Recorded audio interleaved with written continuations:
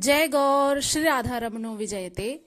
आज हम लोग अध्ययन करेंगे श्रीमद् भगवद गीता के अध्याय 9 के श्लोक संख्या 29 और 30 का। मित्रों, इसमें आज हम लोग जानेंगे कि जब दुराचारी व्यक्ति भक्ति करने लगता है तो क्या होता है। आज इस श्लोक में हम लोग जानेंगे, तो वीडियो के अंत तक बने रहिएगा। मित्रों, आज का जो वीडियो है बहुत ही महत्वपूर्ण है। चलिए प्रारंभ करते हैं गीता के 9वें अध्याय का 29वां श्लोक।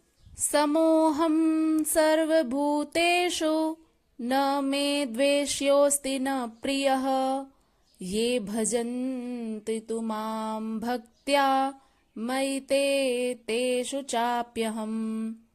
आइए अब इसके शब्दार्थ को देखते हैं। इसका शब्दार्थ है समः अर्थात समभाव रखने वाला, अहम अर्थात मैं यानी श्री कृष्ण, सर्वभूतेषु अर्थात सभी जीवों के प्रति, न माने नहीं, मैं माने मुझसे, द्वेष्यः अर्थात शत्रुतापूर्ण, अस्ति माने है, न माने नहीं, प्रियः अर्थात प्रिय, ये माने जो, भजन्ति अर्थात प्रेम से भजते हैं, तु माने परंतु, माम माने मुझे यानी श्री कृष्ण को, भक्त्या अर्थात भक्ति पूर्वक, मई अर्थात मुझ में निवास करते हैं, ते माने ऐसे व्यक्ति, तेषु माने उनमें, च माने और या तथा, अपि अर्थात भी, अहम अर्थात मैं। ये रहा शब्दार्थ। आइए अब इसके अनुवाद को जानते हैं। इसमें भगवान श्री कृष्ण अर्जुन से क्या कहना चाह रहे हैं। भगवान श्री कृष्ण अर्जुन से कहते हैं, मैं सभी जीवों के प्रति समभाव रखता हूँ, न तो मैं किसी के प्रति द्वेष रखता हूँ, न ही पक्षपात करता हूँ, किंतु जो भक्त प्रेम पूर्वक मेरी पूजा करते हैं वे मुझ में निवास करते हैं और मैं उनमें निवास करता हूँ। तो कहने का भाव यह है कि इसके पूर्व के श्लोक में हमने क्या पढ़ा था उसको एक बार समझ लेते हैं कि जब भगवान श्री कृष्ण ने कहा था कि कोई भी मेरा भक्त जब अनन्य भक्ति भाव से श्रद्धा पूर्वक मुझे फल, फूल, जल, पत्ते इत्यादि अर्पित करता है तो मैं उसके भाव को देखते हुए उसके द्वारा चढ़ाए गए वस्तुओं को प्रीति सहित खाता हूँ, यानी उसको प्रेम पूर्वक ग्रहण कर लेता हूँ। और इस श्लोक में कह रहे हैं कि 28वें नंबर के श्लोक में कहे थे कि ऐसे संन्यास योग से युक्त चित्त वाला तो शुभ अशुभ फल रूप कर्म बंधन से मुक्त हो जाएगा। यानी भगवान श्री कृष्ण ने यह भी कहा था पिछले श्लोक में कि जब आप परमात्मा का चिंतन करते हुए अपने प्रत्येक कर्म को करते हैं तो इस प्रकार से उसके जो फल हैं, शुभ हो या अशुभ हो, ऐसे कर्म बंधन रूपी फल से आप मुक्त हो जाएंगे और उनसे मुक्त होकर के भगवान श्री कृष्ण को ही प्राप्त हो जाएंगे। ऐसा उन्होंने गीता के 9वें अध्याय के 28वें श्लोक में कहा था। और इस श्लोक के अनुवाद में कह रहे हैं कि मैं सभी जीवों के प्रति समभाव रखता हूँ, यानी किसी में भी मैं अंतर नहीं मानता, सब मेरे लिए एक जैसे ही हैं, चाहे वे छोटे हों, बड़े हों या फिर रंग भेद भी हो उनमें, तो भी मैं उनमें कोई अंतर नहीं मानता। मैं किसी से भी द्वेष नहीं रखता हूँ, मैं सभी से प्रेम करता हूँ और सभी प्राणी मेरे लिए एक समान है।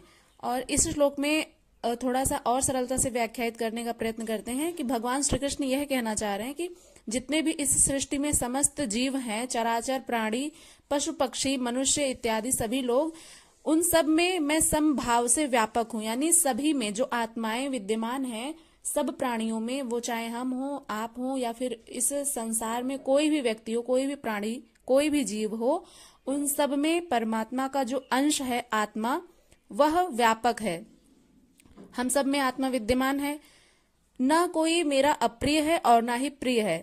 समभाव का अर्थ ही यही होता है कि समान भाव से देखना, सब में एकत्व की भावना देखना, सभी लोग एक समान हैं। ऐसा उन्होंने कहा है इस श्लोक में भगवान श्री कृष्ण ने कि कोई भी मेरे लिए ना तो प्रिय है और ना ही अप्रिय है। इसीलिए तो भगवान श्री कृष्ण या फिर पर ब्रह्म परमात्मा कह सकते हैं, जो सच्चिदानंद घन स्वरूप हैं, वे कर्म के बंधन से मुक्त हैं।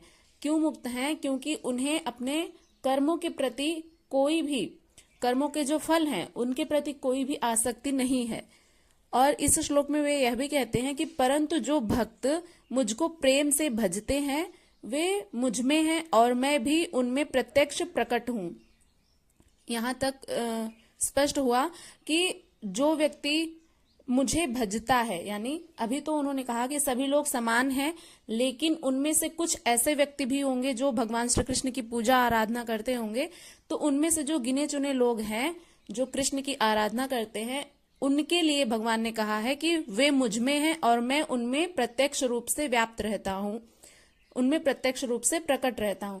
अब इसको एक उदाहरण के माध्यम से समझ लेते हैं कि जैसे कक्षा में अध्यापक हैं, उनके लिए समस्त बालक जितने भी रहते हैं सबको वो एक ही विषय को पढ़ाते हैं समान रूप से, लेकिन उनमें से जो जो छात्र अपने गुरु के प्रति बहुत अधिक श्रद्धावान रहता है, श्रद्धा से युक्त होकर के पढ़ाई को करता है और उनके द्वारा दिए गए जितने भी होमवर्क हैं सबको अच्छे से पूरा करके ले आता है, और जो भी अध्यापक कक्षा में पूछते हैं सबसे पहले उत्तर वही देता है, तो जाहिर सी बात है कि वह अध्यापक की दृष्टि में रहता है।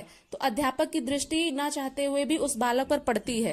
क्यों? क्योंकि वह कक्षा में सबसे तेज बालक होता है।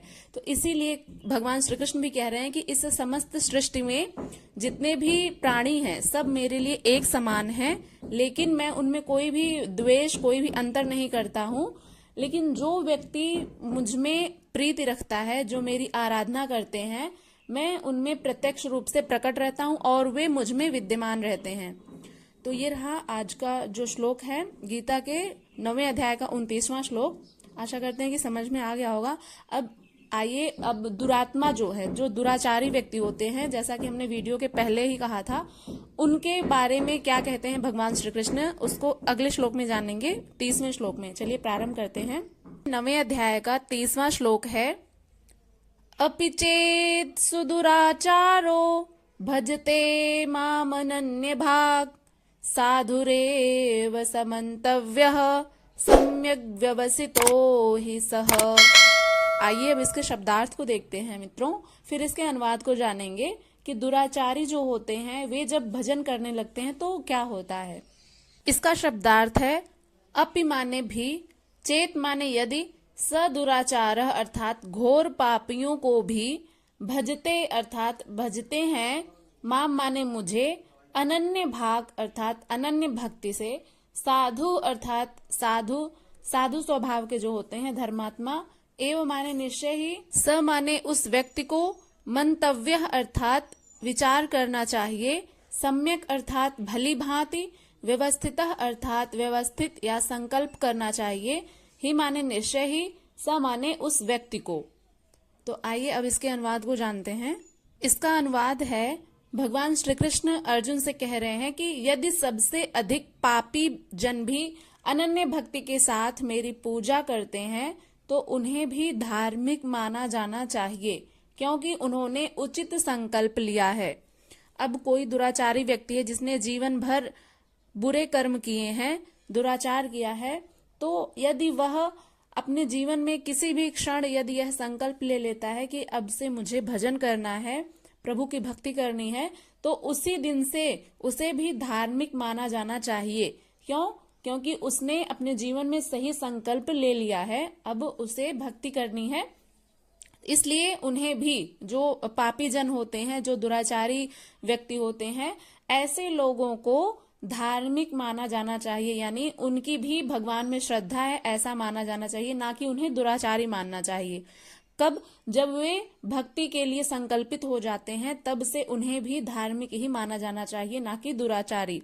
तो इस श्लोक में भगवान श्री कृष्ण ने अर्जुन से कहा, हे अर्जुन, यदि कोई अतिशय दुराचारी भी अनन्य भाव से मेरा भक्त होकर मुझको भजता है तो वह साधु ही मानने योग्य है, क्योंकि वह यथार्थ निश्चय वाला है। यथार्थ का अर्थ होता है जो जैसा है उसको वैसा ही देखना। तो जब उसने परमात्मा को यथार्थ स्वरूप में जान लिया और वह संकल्पित हो गया है भक्ति के प्रति, तो उसे क्या मानना चाहिए? साधु मानना चाहिए। अर्थात उसने भली भांति निश्चय कर लिया है कि परमेश्वर के भजन के समान अन्य कुछ भी नहीं है।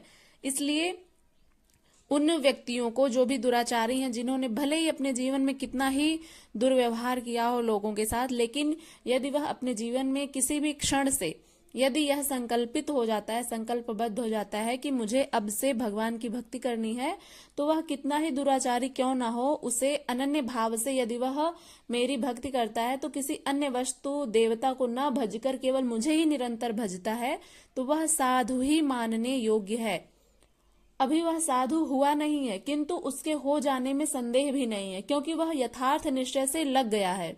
अतः भजन आप भी कर सकते हैं और हम भी कर सकते हैं, बशर्ते कि आप मनुष्य हो, क्योंकि मनुष्य ही यथार्थ निश्चय वाला है। इस संसार में एक मनुष्य ही ऐसी योनि है जिसमें भगवान ने बुद्धि दी है, और वह बुद्धि जो है वह परमात्मा के भजन में जरूर लगानी चाहिए, क्योंकि जिनके द्वारा प्रदत्त बुद्धि है उस बुद्धि को किसी अन्य विषय वस्तु में ना लगा करके जिन्होंने आपको बुद्धि प्रदान की है उसमें ज्ञान रूपी प्रकाश भरें, और इस गीता के श्लोक के माध्यम से भगवान की आराधना करें।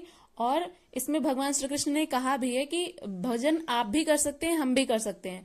तो शर्त बस इतनी है कि मनुष्य होना चाहिए, क्योंकि मनुष्य ही बुद्धिजीवी प्राणी है, और वह यदि संकल्प ले ले कि मुझे यह कार्य करना है तो वह निश्चय रूप से कर लेता है।